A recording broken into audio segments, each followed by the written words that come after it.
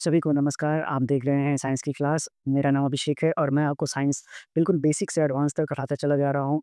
जो भी मुझसे बन पा रहा है, चाहे वो आपका साइंस, रीजनिंग, मैथ्स हो, कोई भी सब्जेक्ट हो, जो भी आपके कॉम्पिटिटिव एग्ज़ाम में पूछा जाता है, वो मैं सब आपको पढ़ाते चला जा रहा हूँ, जितना मुझसे बन पा रहा है। आप क्लासेस को बस रेगुलरली देखिए, आप देखिए अपने अंदर आप चीज़ पाने लगेंगे। आपको बहुत सारी चीज़ें याद नहीं करनी पड़ेंगी। आप बस मेरे साथ बने रहिए, आपका एग्ज़ाम निकल जाएगा। आप बस देखते जाइए, मैं आपको कोशिश करता हूँ कि मैं क्लास में ही आपको सारी चीज़ें याद करवा दूँ। ताकि आपको ज़्यादा एफर्ट ना लगाना पड़े। चलिए, आज हम लोग देखने जा रहे हैं आगे के क्वेश्चंस। आखिरी दिन हमने आपको बताया था ये सारे के सारे क्वेश्चंस, अगर आप पीछे की क्लास नहीं देख रहे हैं तो देखते हुए आइए। मैंने आखिरी दिन यही क्वेश्चन कराया था आपको कि what which of the following is the SI unit. तो इस पर मैंने पूरा का पूरा थ्रस्ट और आवर के बारे में पूरा डिटेल एक्सप्लेनेशन दिया था। आइए आज चलते हैं, आपसे पूछा गया है कि which of the following is the unit of temperature. तो चलिए आज समझेंगे टेम्परेचर के बारे में। ये टेम्परेचर क्या होता है? तो आपको बता दें कि टेम्परेचर का मतलब होता है कि ये एक मेजर होता है average kinetic energy of particle का किसी भी सबस्टांस में। क्या बोला मैंने? ये होता है average of kinetic energy of a particle. और कहाँ पर? इन अ सबस्टांस। कहाँ बोले हैं? इन अ सबस्टांस। किसी भी सबस्टांस में जो एवरेज काइनेटिक एनर्जी होता है पार्टिकल का, उसी को हम लोग क्या बोलते हैं? टेम्परेचर बोलते हैं। अब टेम्परेचर की यूनिट क्या-क्या बन सकती है? देखिए टेम्परेचर की यूनिट बन सकती है, अगर एसआई यूनिट की बात करेंगे तो डिग्री केल्विन याद रखना है आपको, ठीक है? जिसको कि इस तरह से भी नोट करते हैं। लेकिन आप ज़्यादातर जगह देखिएगा कि सेल्सियस लिखा हुआ है, यानी डिग्री सेल्सियस लिखा हुआ है। अच्छा, फ़ारेनहाइट में भी इसको हम लोग खरीदे हैं, तो फ़ारेनहाइट में डिग्री एफ लिखा जाता है। एक और स्केल होता है जो आपको पता होना चाहिए। अगर आप नहीं जानते हैं तो देखिए आगे मैंने क्वेश्चंस लगा के भी रखा हुआ है। आप क्वेश्चंस को देखेंगे तो यहाँ क्वेश्चंस में आपको दिखेगा एक जगह एक नाम, ये देखिए आपको चौथा स्केल का नाम होता है रीमर स्केल। इसको आपको पढ़ना नहीं होता है, लेकिन आपसे एग्ज़ाम में भी नहीं पूछा जाता है, लेकिन फिर भी आप जानकारी के लिए जान लीजिए। रीमर स्केल, ये डिग्री आर होता है। इन्होंने भी कुछ रिलेशन बना दिया था, इसीलिए इनका भी नाम को पढ़ना ज़रूरी हो जाता है और कोई बात नहीं है। तो चलिए अब आगे बढ़ते हैं इसमें। देखिए अब आपको एसआई यूनिट याद रखना है कि एसआई यूनिट केल्विन होता है। केल्विन पर ही हमसे सवाल पूछा गया था, तो इस सवाल का तो उत्तर पहले केल्विन हो जाएगा। अब आगे बढ़ते हैं, अब जो है आपको पता होना चाहिए कि केल्विन होता क्या है? तो केल्विन का मतलब होता है कि अगर हम सेल्सियस में 273 डिग्री जोड़ देंगे, ये मेरा क्या बन जाता है? केल्विन बन जाता है। वहीं अगर एग्ज़ैक्ट की बात करेंगे तो आप 1.5 भी, सॉरी 0.15 भी आप लगा सकते हैं। वहीं अगर फ़ारेनहाइट और सेल्सियस में अगर आप देखेंगे तो फ़ारेनहाइट और सेल्सियस में भी एक रिलेशन होता है जिसको बोलते हैं C इंटू 1.8 और प्लस 32। इससे भी निकाल सकते हैं, मैं डायरेक्टली एक रिलेशन बताऊँगा, इतना याद नहीं करना है, मैं बस लिख रहा हूँ। और अगर सेल्सियस और फ़ारेनहाइट की बात करें तो C बराबर होता है F-32 और इसको भाग लगा दीजिए अब आप 1.8 से, तो ये भी आपका क्या निकल जाएगा? एक रिलेशन निकल जाएगा। अब अगर मैं उस रिलेशन की बात करूँ जो हम जानना चाहते हैं, तो सीधा-सीधा मैं एक लाइन में उसको लिख देता हूँ। वो होता है उनका C/5 बराबर F-32/9। उसी तरह से ये रिमर भी होता है, तो रिमर के साथ भी आपको याद रखना है कि 4 होता है और अगला होता है केल्विन माइनस 273/5 होता है। तो अगर आप इसको याद रख सकते हैं तो सबसे बेहतरीन है ये। कि ये काफ़ी पॉइंटेड नोट है ये। यानी अब आप इतना केवल याद रख लेंगे तो सबका हम रिलेशन बन गया। C/5 बराबर F-32/9 बराबर Elmer/4 बराबर K-273/5। तो यहाँ तक आशा करता हूँ सबको समझ में आ गया होगा, ठीक है?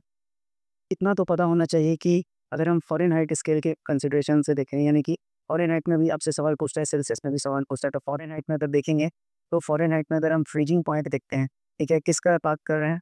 फ्रीजिंग पॉइंट हम वाटर की बात कर रहे हैं, ठीक है ना? और साथ ही साथ बॉइलिंग पॉइंट भी देख लेते हैं, ताकि आपका सारा डाउट क्लियर हो जाए। अगर हम फ्रीजिंग पॉइंट को देखते हैं, तो फ्रीजिंग पॉइंट ऑफ वाटर होता है 32 डिग्री फ़ारेनहाइट। वहीं अगर बॉइलिंग पॉइंट की अगर हम बात करते हैं, तो 212 डिग्री फ़ारेनहाइट आपको याद रखना है। वहीं अगर डिग्री सेल्सियस में देखेंगे तो भी आपको याद रखना पड़ेगा। तो फ्रीजिंग पॉइंट सबको पता है ये 0 डिग्री सेल्सियस होता है और 100 डिग्री सेल्सियस पे आपका पानी बॉयल रहता है। तो ये हो गया फ़ारेनहाइट और सेल्सियस के कंसिडरेशन से। अब हमको याद रखना है, एक जो मैं पॉइंट बता रहा हूँ, अच्छा सेल्सियस स्केल में एक और चीज़ याद रख लीजिएगा, यहाँ कभी-कभी पूछ देता है कि प्रेशर कितना आता है, तो प्रेशर होता है यहाँ पर 180 यानी 1 एटमॉस्फेरिक प्रेशर। नीचे की क्लासेज़ हमने नहीं देखा है तो जाइए देखिए, मैंने काफ़ी कुछ वहाँ आपको प्रेशर के बारे में पहले से पढ़ा रखा है। चलिए बढ़ते हैं आगे, अब आगे मैं कर लूँ थोड़ा-सा, चलिए जगह है अभी। अब आगे अगर आप देखिए तो केल्विन स्केल की तरफ बात करें, तो देखिए केल्विन स्केल को थोड़ा-सा समझना ज़रूरी है। केस पर सवाल पूछा जाता है। आपसे पूछा जाएगा कि अगर केल्विन स्केल का दूसरा नाम क्या है? तो इसको बोलते हैं एब्सोल्यूट स्केल, ठीक है? जब हम पढ़ते होंगे कहीं तो पढ़ते होंगे एब्सोल्यूट ज़ीरो टेम्परेचर, वही है ये एब्सोल्यूट स्केल बोलते हैं इसको। और 0 डिग्री केल्विन को ही हम लोग क्या बोलते हैं? 0 डिग्री केल्विन ही हम लोग बोलते हैं एब्सोल्यूट टेम्परेचर बोलते हैं, है ना? या फिर सीधा-सीधी आप लिख लीजिए एब्सोल्यूट ज़ीरो। यानी कि अगर आप टेम्परेचर की परिभाषा देखेंगे तो मैंने क्या होता है average kinetic energy of A particle. अब जब 0 हो गया तो क्या पार्टिकल में कोई मोशन होगा क्या? नहीं, कोई मोशन नहीं होगा। यानी कि इसका मतलब ही होता है कि नो मॉलिक्यूलर मोशन। आपको याद रखना है ये नो मॉलिक्यूलर मोशन है ये। तो इतनी सारी बातें आपको टेम्परेचर के बारे में पता चल गया। अब आते हैं पाइरोमीटर के बारे में। पाइरोमीटर पे भी आपसे बहुत बार सवाल पूछा जाता है कि पाइरोमीटर क्या है? चलिए पाइरोमीटर के बारे में जान लेते हैं। तो पाइरोमीटर जो होता है बहुत हाई टेम्परेचर मेजर करता है। क्या करता है ये? वेरी हाई टेम्परेचर मेजर करता है। इसीलिए जहाँ पर भी आपको लगे कि हाँ टेम्परेचर बहुत ज़्यादा हाई होगा, जैसे कि फर्नेस हो गया, किल्न हो गया, फर्नेसेस हो गया, किल्न हो गया और भी जहाँ पर भी टेम्परेचर ज़्यादा होगा, वहाँ पर हमको याद रखना है कि पाइरोमीटर ही आपको टिक करके आना है। उसी तरह से आपको कभी-कभी पूछा जाता है थर्मोकपल के बारे में। थर्मोकपल के बारे में। थर्मोकपल का बेसिक मतलब क्या होता है? थर्मोकपल मेजर करता है टेम्परेचर को, ठीक है? जैसे थर्मोकपल कहाँ यूज़ करते हैं? इलेक्ट्रिकल सर्किट में यूज़ करते हैं। तो सर्किट में जब वोल्टेज जो है माने पोटेंशियल 2 मेटल्स के बीच में चेंज होगा, तो वहाँ टेम्परेचर डिफरेंस भी आ जाएगा। तो वहाँ पर थर्मोकपल वो कहलाता है। ये भी बात क्लियर हो गई होगी। अब आइए यहाँ पर एब्सोल्यूट ज़ीरो को देखते हैं। तो एब्सोल्यूट ज़ीरो में हमने यहाँ देखा था 0 डिग्री केल्विन के बारे में। अब इसकी वैल्यू सेल्सियस में पूछ लेगा तो कितना हो जाएगा? तो -273.18 डिग्री सेल्सियस। ये भी आपको याद रखना है। तो इतनी बातें हो गई। अब आपको आइए अब आप बता देता हूँ लेटेंट हीट और सेंसिबल हीट के बारे में। अब आप जानिए लेटेंट हीट क्या होता है और साथ ही साथ सेंसिबल हीट क्या होता है। देखिए, लेटेंट हीट का मतलब क्या होता है? लेटेंट हीट का मतलब होता है कि जैसे मैंने एक ग्लास लिया और एक इधर भी ग्लास है, ठीक है? अब यहाँ पर भी आपका पानी है और यहाँ पर भी आपका पानी है। यानी कि ये भी क्या है आपका वाटर है और ये भी क्या है आपका वाटर है। दोनों क्या हैं? पानी है। अब पानी तो है लेकिन मैंने टेम्परेचर का ज़िक्र ही नहीं किया। मैं बोला कि अभी यहाँ पर 20 डिग्री सेल्सियस है और यहाँ पर 100 डिग्री सेल्सियस है। यानी कि आप देखिए कि फ़ेज़ सॉलिड लिक्विड या फिर गैस हो सकता है। तो यहाँ पर फ़ेज़ लिक्विड है। तो यहाँ पर भी आप देखिए कि जो इसका फ़ेज़ है वो नहीं बदला। फ़ेज़ में कोई चेंज नहीं हुआ, है ना? मैं लाइन बना के लिख देता हूँ। यहाँ पर क्या हुआ? नो फ़ेज़ चेंज, लेकिन टेम्परेचर चेंज हुआ है। टेम्परेचर को आप देखेंगे 20 डिग्री सेल्सियस पर एक है और दूसरा 100 डिग्री सेल्सियस पे है। जहाँ पर फ़ेज़ चेंज नहीं होता और टेम्परेचर चेंज हो जाता है, ऐसे हीट को हम लोग बोलते हैं लेटेंट हीट। याद रहेगा आप ऐसे हीट को हम लोग क्या बोलते हैं? तो ये हमारा क्या होता है आपका सॉरी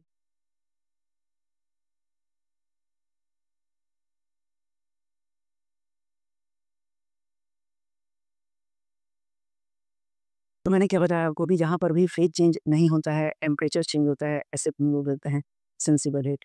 याद रखिएगा सेंसिबल हीट का डेफिनिशन कि कोई फ़ेज़ चेंज नहीं होता है लेकिन टेम्परेचर बदल रहा है तो उसको बोलते हैं हम सेंसिबल हीट। वहीं दूसरे कंडीशन को देखें तो यहाँ पानी है और यहाँ पर मेरे पास भाप बन गया यानी वेपर हो गया।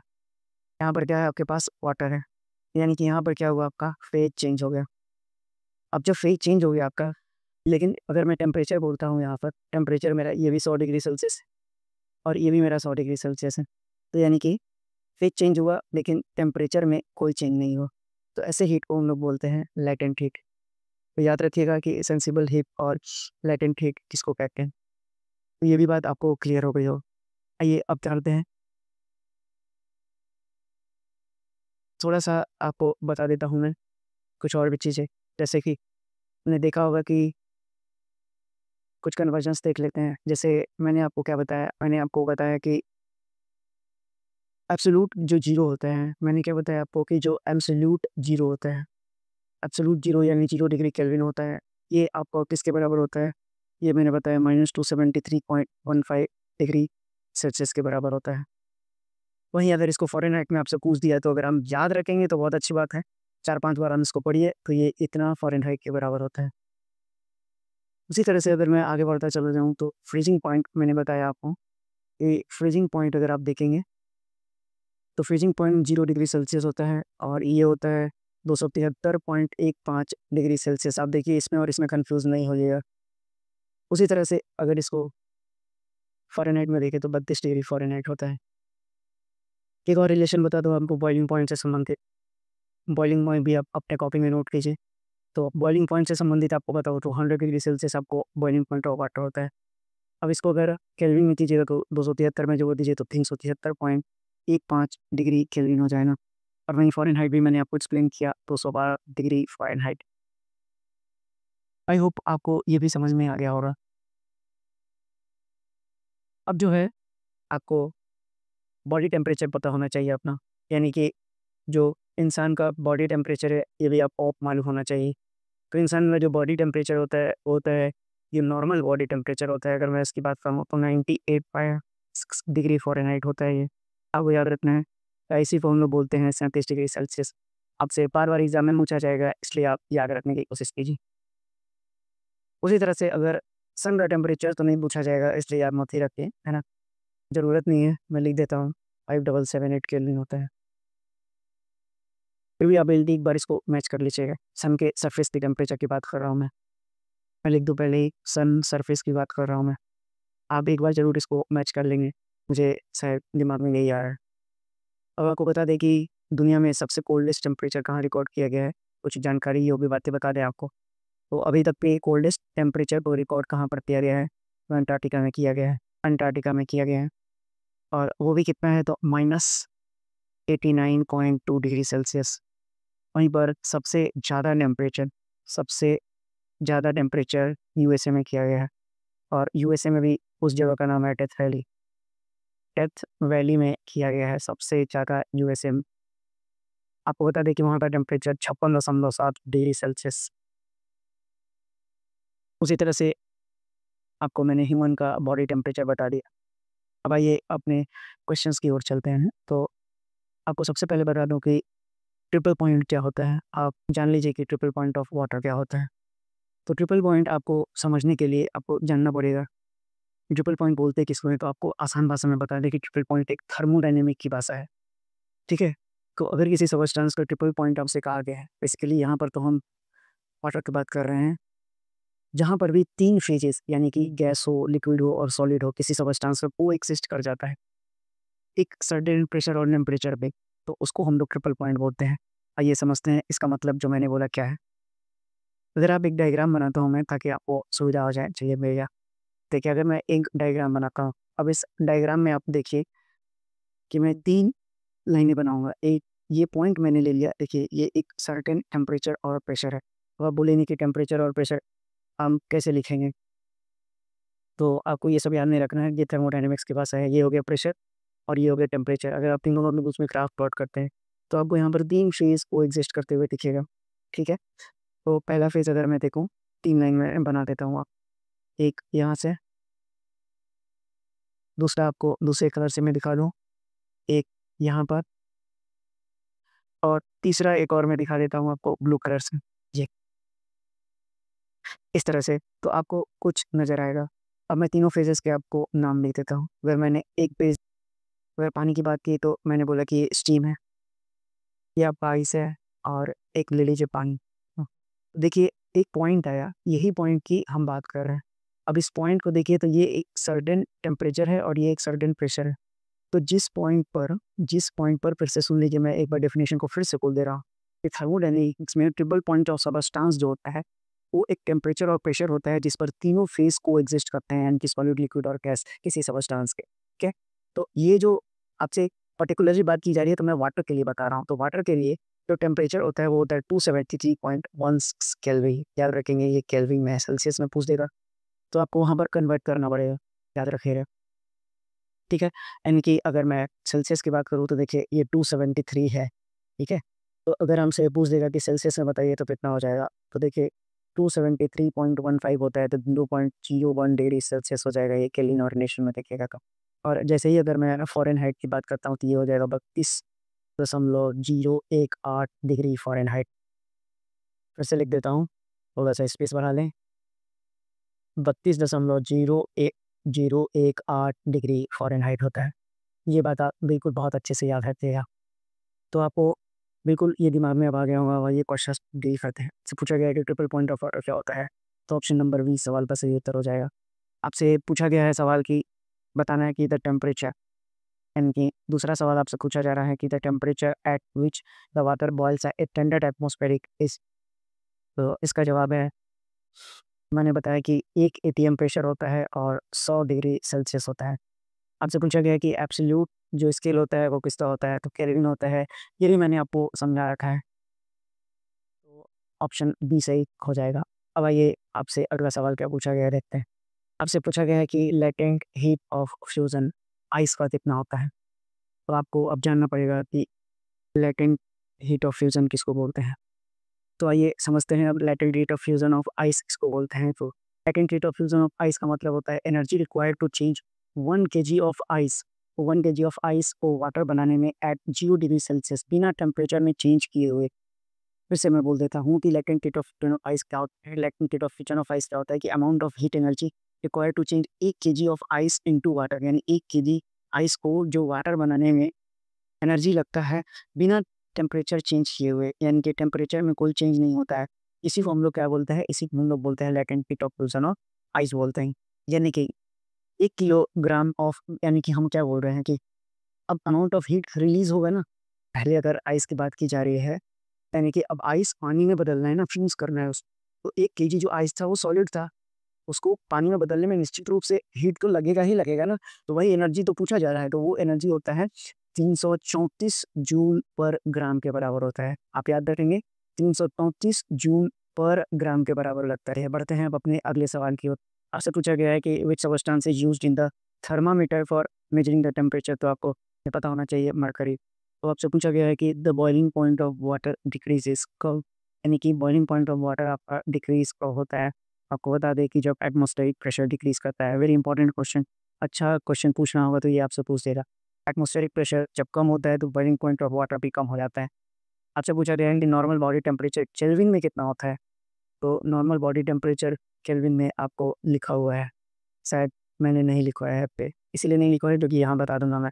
तो ये होता है आपका 310 degree Celsius, sorry 310 degree kelvin, आपको याद रखना है। हाई टेम्परेचर मेजर किससे किया जाता है, तो आयोमीटर से किया जाता है। आपसे पूछा गया है कि किस तापमान पे फ़ारेनहाइट स्केल और सेल्सियस इससे बराबर हो जाता है, तो -40 डिग्री सेल्सियस पे।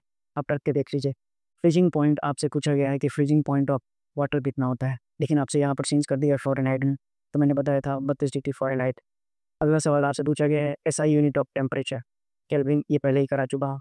Absolute zero temperature at which, यानी एब्सोल्यूट ज़ीरो टेम्परेचर वो टेम्परेचर होता है जिस पर कि क्या, तो मैंने बताया था कि मॉलिक्यूलर मोशन जो होता है, देखिए वहाँ पर कोई मॉलिक्यूलर मोशन नहीं होता है, यानी सीज हो जाता है मॉलिक्यूलर मोशन। तो ये थे टेम्परेचर पे बनने वाले ऑलमोस्ट सारे सवाल जो मैंने आपको करा दिए।